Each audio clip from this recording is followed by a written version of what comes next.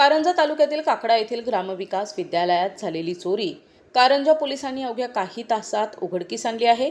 शाळेचे कुलूप तोडून साहित्य पळवणाऱ्या 3 सराईत चोरट्यांना पोलिसांनी बेड्या ठोकल्या असून त्यांच्याकडून गुन्ह्यात वापरलेल्या वाहनासह 77,500 रुपयांचा मुद्देमाल जप्त केला आहे। काकडा येथील ग्रामविकास विद्यालयाचे सचिव तुळशीरामजी बागडे यांनी कारंजा पोलीस ठाण्यात या चोरी संदर्भात तक्रार दाखल केली होती। 5 जून रोजी अज्ञात चोरट्यांनी शाळेच्या स्वयंपाकगृहाचे कुलूप तोडून आत प्रवेश केला होता।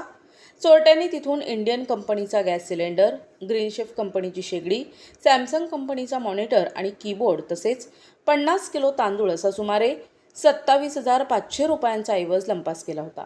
तक्रार मिळताच कारंजा पोलिसांनी तपासाची सूत्रे वेगाने हलवून संशयितांची कसून चौकशी सुरू केली। पोलिसांच्या खाक्या दाखवताच संशयितांनी गुन्ह्याची कबुली दिली। या प्रकरणी पोलिसांनी साजन खुशाल गोरखेडे, धनपाल गोपाल गोहेडे आणि किशोर सुशील प्रसाद तिवारी या तिघांना अटक केली आहे। आरोपीकडून चोरीचा सर्व मुद्देमाल आणि गुन्ह्यात वापरलेली होंडा शाईन मोटारसायकल जप्त करण्यात आली आहे।